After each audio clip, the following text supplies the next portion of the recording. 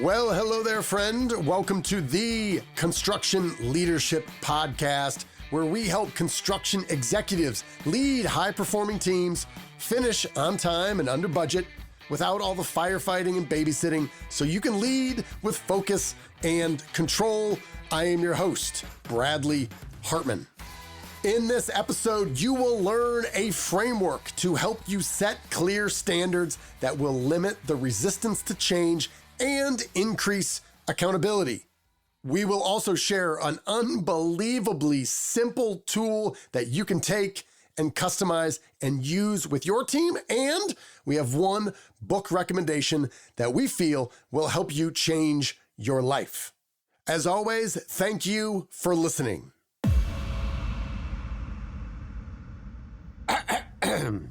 For the record, state your name. Bradley Hartmann. Position. Catcher. Team. Furia baseball majors. How old are you? 13. You are entering what grade? 8th. 8th grade.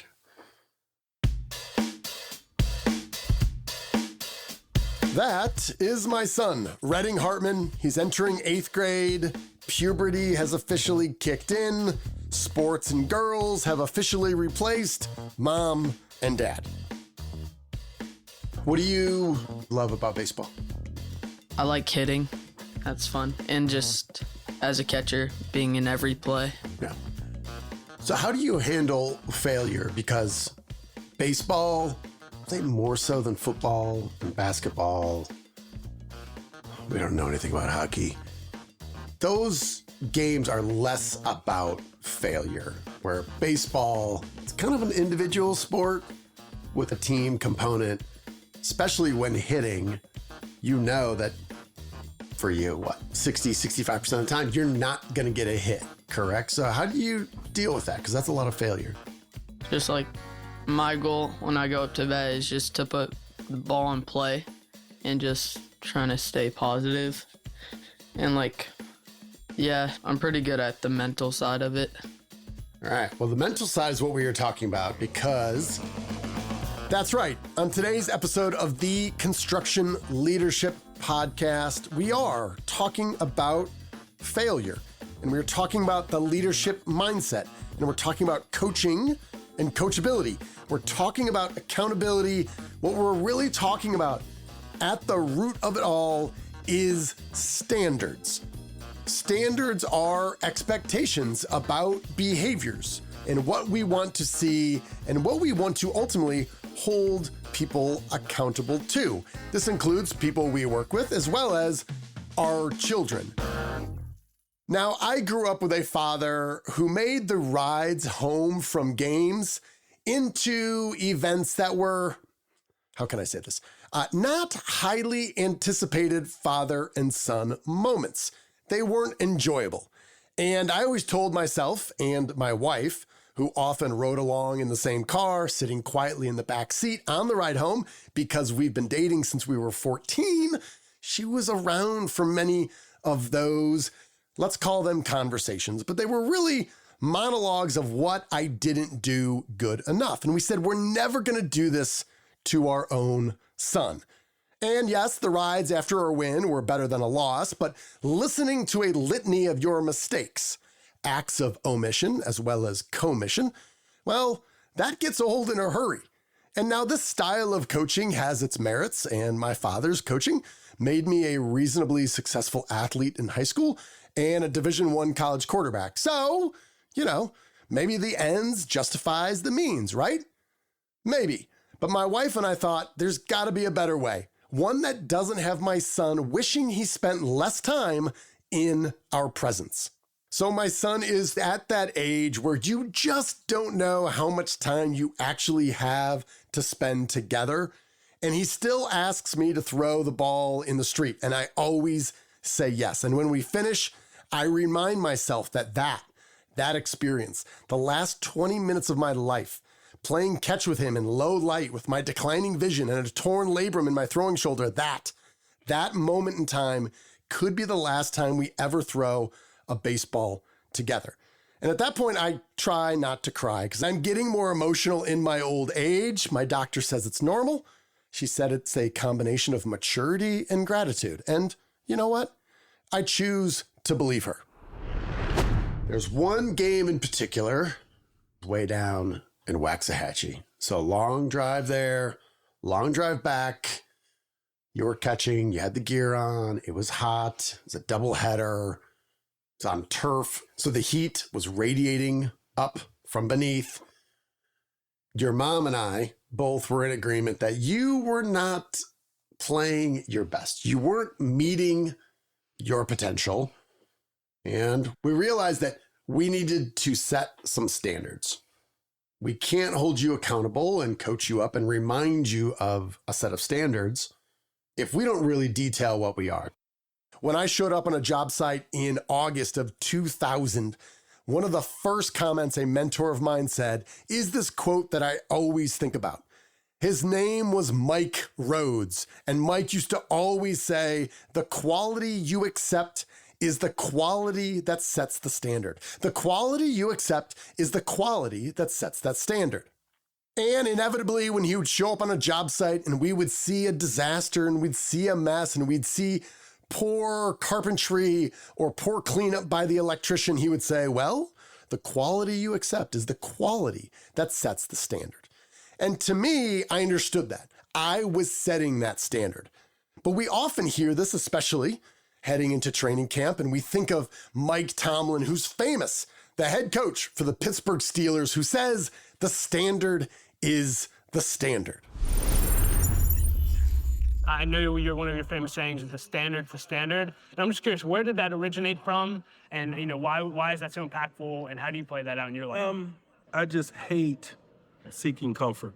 And comfort being identified as adversity that the game of football presents or the game of life presents. And for me, it's so easy to get caught up in why you're not successful. And I just always want to reiterate to our guys that every man is capable. We've got a job to do. We've got an objective to achieve. And regardless of circumstance, it's our job to pursue and attain those objectives. And so regardless of who's available to us, regardless of what's going on, game circumstances, venue, and so forth, the level of expectation is the same. Now, it's easy enough to listen to Mike Tomlin say the standard is the standard, and we all nod along until someone says, what is? What the hell does that even mean?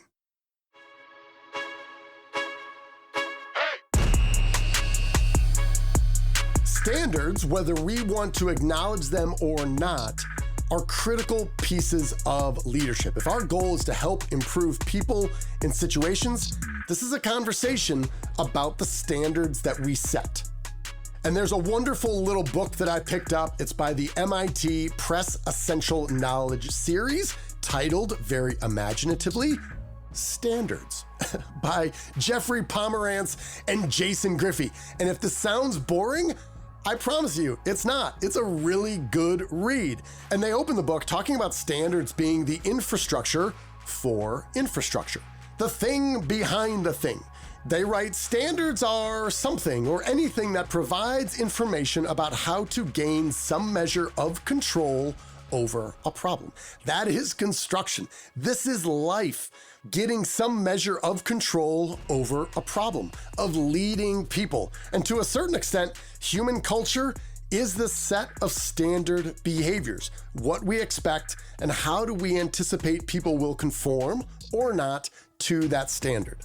And ultimately, the goal is this: the achievement of the optimum degree of order in a given context. And if that sounds a bit academic, I guess it is. But if you think about what they're saying, the goal is the achievement of the optimum degree of order in a given context. Whether this is Mike Rhodes hoping I manage a clean, organized job site so people can finish on time and under budget, or whether this is Mike Tomlin coaching the offensive line on how to drop back and protect Aaron Rodgers. Don't even get me started on how I feel about Mike Tomlin. The standard is the standard when he recruits Aaron Rodgers at the age of 41, who doesn't want to even honor the standard for a modern football helmet. Don't get me started. Don't get me off the rails. So where was I? That's right. We're driving home from Waxahachie and we are making this ride home miserable as we're berating our son for all the things that he didn't do behind the plate. And we decide we need to establish some standards.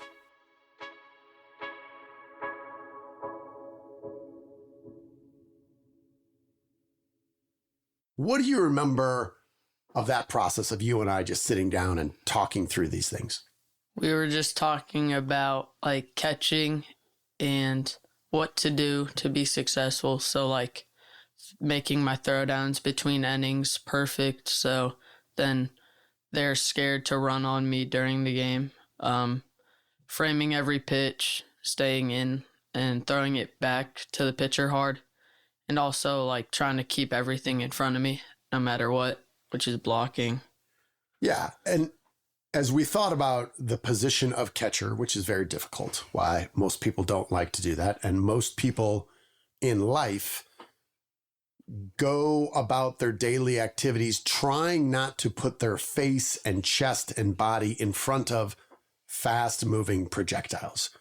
To be a catcher, you have to train your brain to do that and to want to do that, right? Mm-hmm. And as we thought about the role of a catcher and what this individual does, were there a million things we were looking at, or like 100? Was there a lot or a little? A little, just like the main aspects of catching. Right. And do you remember, we have your list in front of you there. How many are there? 10. All right. And the one on the bottom was more about the branding, right? And there's, I think there's just one in there for hitting, correct? Yeah. So there was 8. So maybe just run through what's number 1 and maybe just give that a brief description. Positive attitude and great effort. Just like staying energized and talking to the field, like where to go with the ball. And like when we're down by a lot or having a long inning, just staying happy and trying to build up our players because they're going through the same stuff as me. Now, my son said something interesting there. He said the word happy. Being in a long inning, it's like 104 degrees in Texas, it's on turf, everyone's miserable, and he says we're trying to stay happy. But I don't think happy is exactly the right word. And this brings me to this book, one of my favorite books on culture. It's called The Culture Code by Daniel Coyle, The Secrets of Highly Successful Groups. In chapter 4, titled How to Build Belonging, Coyle writes this. One misconception about highly successful cultures is that they are happy, lighthearted places. This is mostly not the case. They are energized and engaged, but at their core, their members are oriented less around achieving happiness than around solving hard problems together. This task involves many moments of high candor feedback, uncomfortable truth-telling, when they confront the gap between where the group is and where it ought to be. Coyle goes on to dissect feedback and writes, researchers discovered that one particular form of feedback boosted student effort and performance so immensely that they deemed it the magical feedback. The feedback was not complicated. In fact, it consisted of one simple phrase.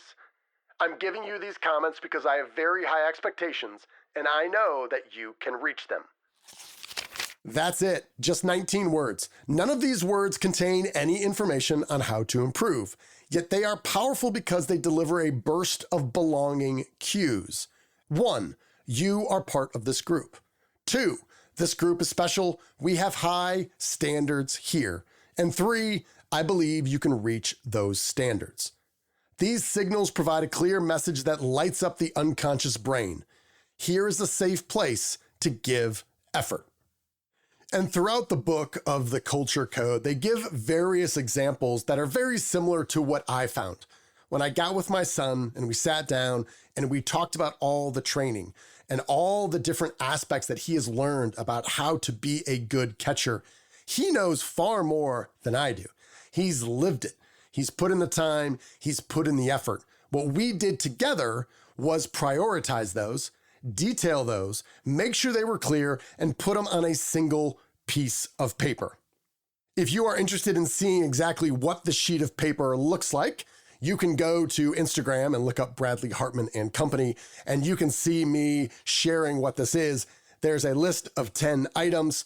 There is the Furia logo because I wanted him to be excited about it, which is a lion with a little crown on its head and a baseball in its mouth.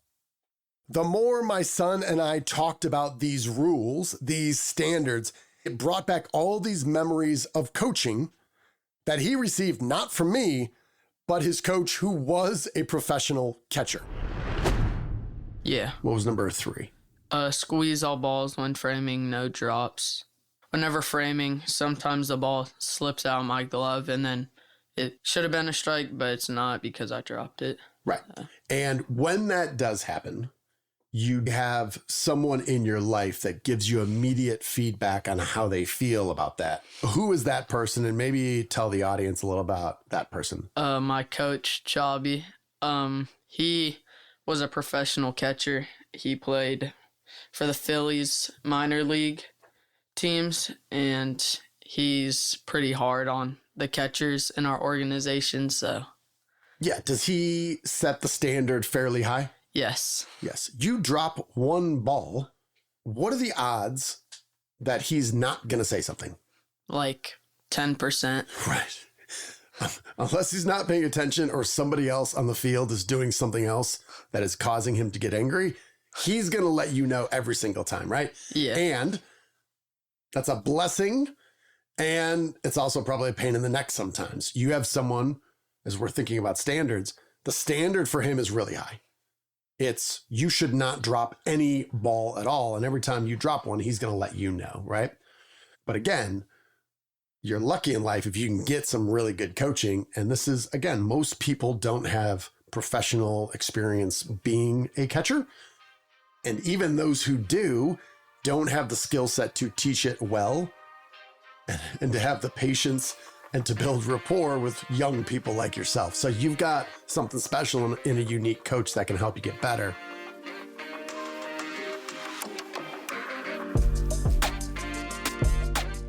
The working definition of leadership that I keep in mind is very simple.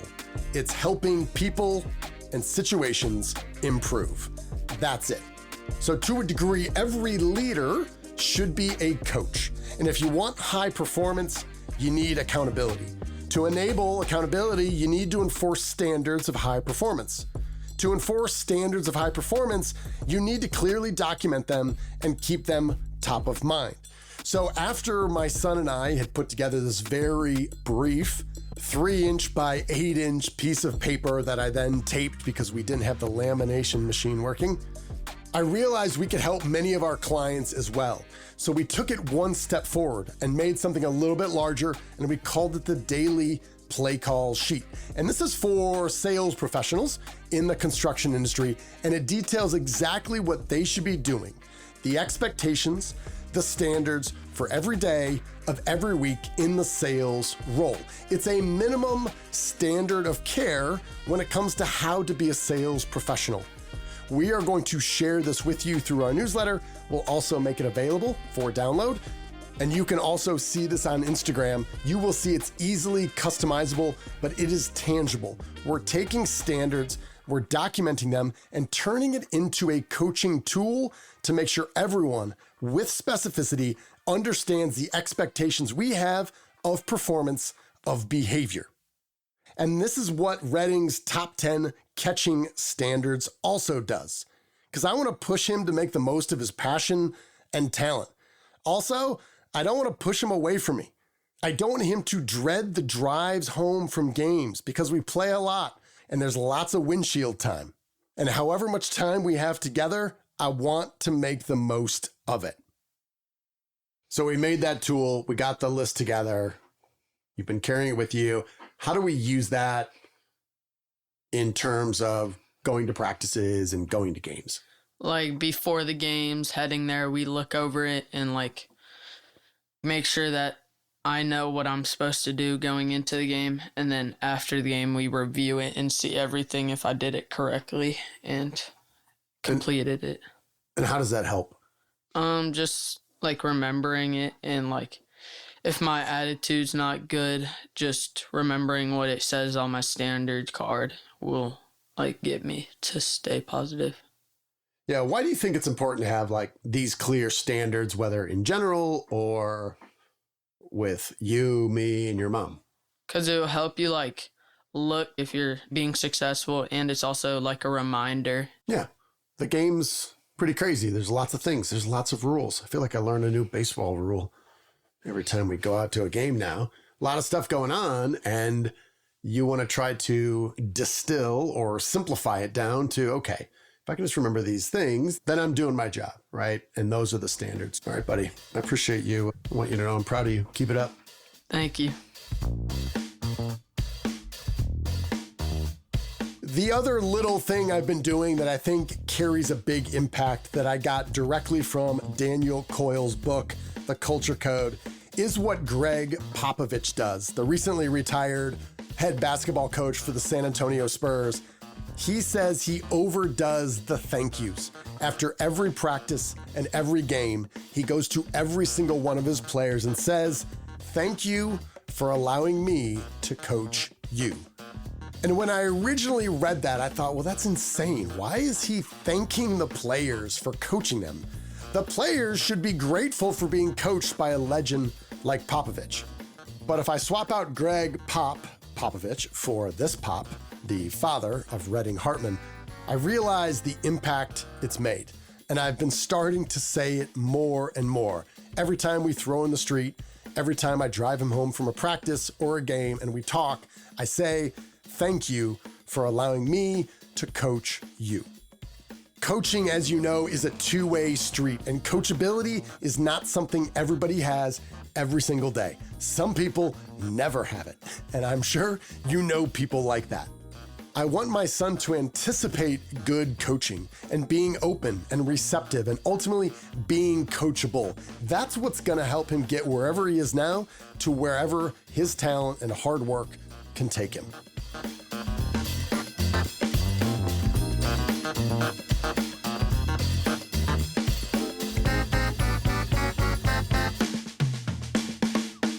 Thank you for listening again. You can go to Instagram and look at our feed for today, and you will see images and examples of not only this top 10 catching standards we developed for Reading, you can also see our daily play call sheet that is more applicable to your role. You can also listen to episode 461 with Mr. Adam Curry of DPR Construction, where we also talked about setting standards.